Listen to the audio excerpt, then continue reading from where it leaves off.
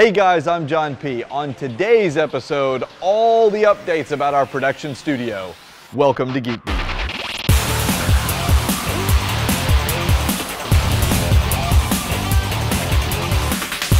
This episode of Geek Beat is brought to you by lynda.com. Okay, it's been a while since we've done any behind the scenes stuff for you guys, and we've had a lot of questions about our big psych wall. And so I thought, you know what, let's make today's episode a behind the scenes update so you guys can see a bunch of what I think is really cool stuff. Hopefully you don't find it boring. If you like it or if you don't like it, tweet me and let me know. That way I know whether or not we should do more things like this. Okay, having said that, for those of you who are not aware, we built this monstrous psych wall. This is called a cyclorama. It is also called an infinity wall. What it is a big 25-foot by 25-foot wall that's 12 feet tall, and you will notice, or you won't notice, that if you look over here, there are no corners. So when you're looking at this on video, you really, except for the shadow of my hand, you shouldn't be able to perceive that there's really anything there. That's because it's curved right into the floor. And the reason why the wall is built like that is so that you can do scenes like in The Matrix. You remember that scene where Neo's like plugged in and he's like leaning back and they beam him into this room and it's all white, and then they fly in all of these racks of stuff like guns and things he's going to do training. That was shot on a cyclorama. And if you look, we've got a camera back here that we're going to be shooting all kinds of shows, including the Earth 911 show. We'll be shooting on it. And when you look through that camera at me, and when I'm properly lit and the wall is properly lit behind me, it just kind of looks like I'm floating in a white space. And you'll see more of that when you check out those Earth 911 shows and a few other things we'll be doing. So let's talk about how this is actually accomplished. First of all, you do have to build this gigantic wall, which was a pain in the butt. It literally took us like 2 months to construct the wall, because it had to be built, then we had to get the curvature in there, and then it had to be painted and painted and painted. It took forever to paint it. In fact, if you look at the flooring, you see we have a lot of painter protection stuff here on the floor. That's so that David and Carter and I don't put our footprints all over it, because every time we have to paint this floor, just the floor, it's about $1,000. We painted it with 2-part epoxy so that we can easily clean it with like cleaning materials or with a mop or something like that. Although the wall is actually painted with a flat paint so that it doesn't reflect too much light. Now, what we've done is we've got about 6 lights from Altman Lighting. You can see these lights up here. They're very special lights for a psych wall. They have a special curvature to them, and the reason why is because at the top of the wall, since the light is closest to the top of the wall, if it was a normal light, it would be very bright up there, and then it would be dimmer as it comes down the wall. But you notice it's fairly evenly lit all the way down, because it has a curved kind of lens in front of it. These lights are very expensive. They were well over $1,000 each light, like $1,500 or more per light. These are the 100-watt versions, and we are just starting to get them dialed in. In fact, what you'll notice is this light is mounted on a pole hanging off of our trussing. This is a temporary solution because we're going to be getting a different type of bar that will come out. It's going to be a ladder type situation. There's 2 bars, and it's got the crisscross pattern that our trussing has for support and stability. Because it turns out we need to back these lights up further from the wall so that there's a very even looking dispersion. Now, I don't know if you can really see this from where you're at, but if we stand here and we look at this wall, because these 3 lights are fairly far back, this wall looks very, very evenly lit, which is exactly what we want. But if we look at this wall, because unfortunately this light is back a couple of feet, but those are connected directly to the truss on the outside. And so if you look right up here, you see a definitive hot spot and a really hard line on the wall. And so it's really hot, and then it kind of blends together down here. And we want to avoid all those hot spots. Also, in the corner right now, we have a problem because the way these two lights are kind of overlapping, you see that it's super bright right in here, and then there's a drop off. None of this can happen on a properly lit cyc wall, even with a corner. It needs to be very even all the way across the corner and on the floor as well. So we are trying to dial all of that in with all of these lights. So we have 6 of these special Altman cyc wall lights. And then we also have our brand new Manfrotto lights, which I was just unboxed the other day for you guys. And they're up here. It's probably hard when you look straight at them, but there's one right here, which would be behind the speaker. This is known as a hair light. So you'll notice that what's happening is it's coming down, and it should be shining light right on my shoulders and kind of giving me a little bit of a halo effect around the top of my head. And it might not sound like a big deal, but backlighting is very important because it helps the person who's in frame stand out as opposed to the background. We also have 3 front lights. Now this may change, it's subject to change, but you'll see that we've got 2 on the left and right and 1 up in the center. And the one in the center is actually pointing down. In fact, right now, David's getting a wide shot. It's pointing right at Carter. It would be pointing at the floor. And with our white floor, with a person standing here, it's going to bounce and give some fill light up under the face so that there's less shadow this way.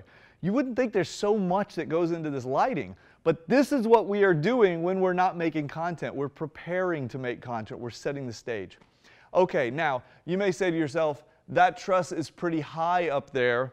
What do you have to do, get on these ladders to get these lights? Well, we do. We can get on them. So we have a really cool mobile platform here, which is very stable. I love these things. And this gets us high enough that we can actually get up and work on that. But you could imagine right now there's like 10, 12 lights hanging in the ceiling. We don't want to be getting up and moving it and rolling it all over our $1,000 paint job and everything else. So we engineered a solution for that.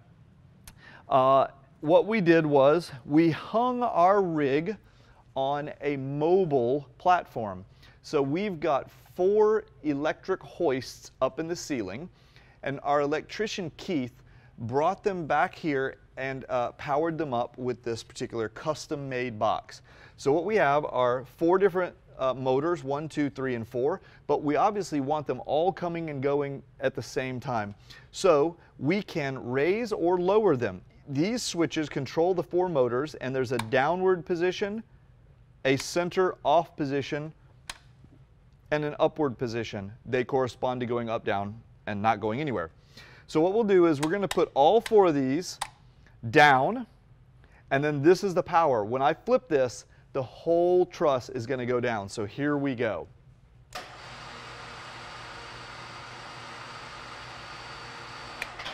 So that allows us to bring it all the way, we can actually take it all the way down to the floor so that we can reach everything and work on it. So I love that. Let's keep going, but I want to show you one other thing too, because one of the things we discovered, at first we thought, hey, you know what, this would be a really good idea to put the entire thing in motion. What we didn't think about was everything on this rig is powered by electricity. Well, how do you get electricity to go up and down with the thing? It seemed like a big problem at the time. But then we found these white high current power adapters, and I've got some over here. So we're in the process of getting these things rigged up. And what we've done is we've used these heavy duty power cables, and it's got a hook on one end so that when we plug this in behind the wall, we can hook this in place so that you can pull on this and it's not going to pull out of the plug. And then this end we put on the truss so that as the truss goes up and down, our power is also in motion with the truss. That was our creative little solution.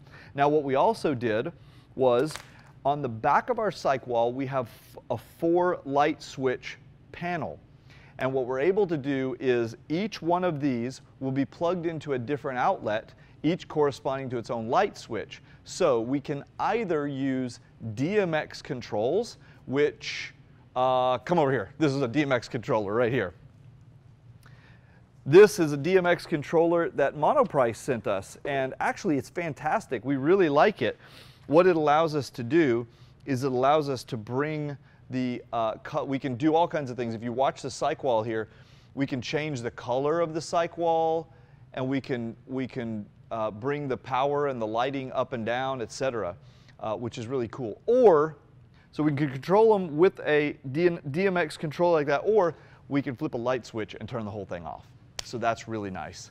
By the way, you know, there is a lot. I'm trying to give you guys as much knowledge as I can really fast, but it takes a long time. You know, you just have to learn through trial and error and experience. Or you can head over to lynda.com/geekbeat, and you can take all kinds of classes on photography, videography, Photoshop, video editing, and even more things like business and engineering and math and everything else. So keep that in mind. And if you head over to lynda.com/geekbeat, you get a week for free. So keep that in mind. All right. One of the other issues, we have problems with lighting. We also have problems with sound. In fact, right now, with me walking around, I'm wearing a little tiny wireless microphone here. And you may be hearing some echo.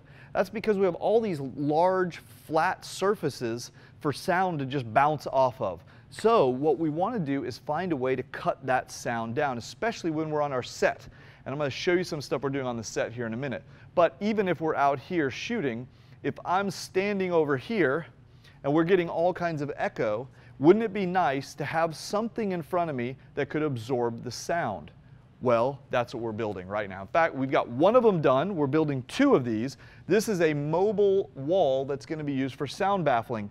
So you can see it rolls very easily. It's made of 2x6s, and it's made of a very high quality piece of 3/4 inch plywood. This was the top of the line, like $50 sheet at Lowe's. We cut it down to 6 feet by 4 feet, and it's very sturdy. And then we've got this sound foam. And what we're going to be doing is, first we're going to paint it just because, you know, black would look better than wood. And then what we're going to do is we're going to adhere this sound insulation like this to the board. And this whole thing will be covered on both sides. Now, if we put two of these kind of in front of us, let's say flanking either side of a camera while we're talking, all of the sound that's going, that's not being captured by the microphone, should be absorbed by these things rather than bouncing around all over our walls.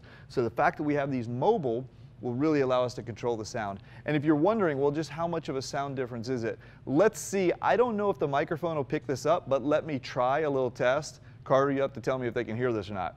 So right now, I'm talking against the wood, and there is no foam insulation.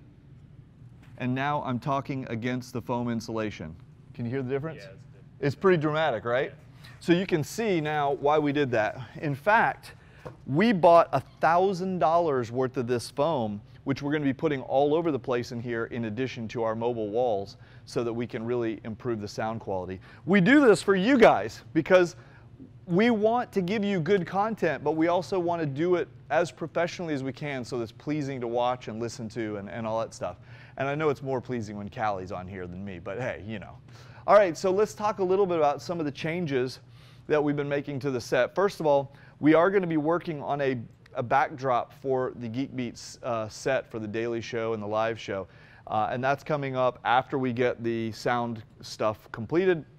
Then we're going to build our mobile set for in here. But one of the other challenges we have in here is lighting. And so we had this huge stack of all of these LED lights. And we were having, it was okay, but in some cases we thought the light was a little too bright or it wasn't quite the right color, and we were kind of mixing and matching some different LEDs, and that's always difficult. So we changed it up, and what we're doing now is we have just two big, super big LED lights on the front. I don't know, Carter, can you, I don't know, probably completely blows it out here. But what you'll see is they're two 1 by 2 foot panels, light panels. And so by doing this, we've actually got a really nice color balance coming at us. And there's 4 linear feet of light panel coming down on the set. And so now, when we're back here, I think, you can kind of, this is basically what the camera's gonna look like, but I think it looks kind of fairly evenly lit from back here. And so that's what we're trying to achieve. A nice, pleasing look that we don't have to burn our eyes out when we're staring at the monitors. We have a lot of other stuff we're doing. We're gonna be switching out the tripods that we're using for mounting our cameras. We're going to be switching out these monitors because, quite frankly, Callie and I are having a hard time seeing them. For example, here's a chat monitor going on, so when we're sitting back there doing our live show, or even when we're recording on the daily show, for those of you who don't know it, there's the drop cam. So if you're watching on the Geek Beat drop cams during the daily show, that's where you're looking at. And then if you're chatting with us in the live chat, this is where we're watching what you're saying to us. And if you don't know how to do that, you can just go to geekbeat.tv/dropcams and geekbeat.tv/live, and that'll get you the drop cams, and then the live gets you the chat room so you can participate with us. And so we have a hard time reading these when we're standing back a little bit, so we're gonna be putting bigger monitors all up here and stuff like that. So I don't wanna bore you guys to death. Again, like I said, I hope that you enjoy this type of behind the scenes content. Let me know if you like it. Seriously, you have to let me know. Tweet me or something, email me, whatever, at John Pose or just john@geekbeat.tv. Let me know what your thoughts are. Let me know if there's more stuff you want to see, or if you have questions about how we're doing stuff, what kind of gear we're using, or anything at all. And we'll do some more of this kind of content for you. So I hope you guys enjoyed it. Leave questions below, tweet me, email me, etc. I got to get back to working on this stuff. So thanks, guys. Thumbs up on YouTube. I'll see you later. On today's holiday gift guide, we're giving you all kinds of ideas for what to give somebody. 16 cameras going in. Right now, 16. At the moment, and we're talking about maybe adding more. Using here on the Geek Beat set with these new bad boys from Manfrotto.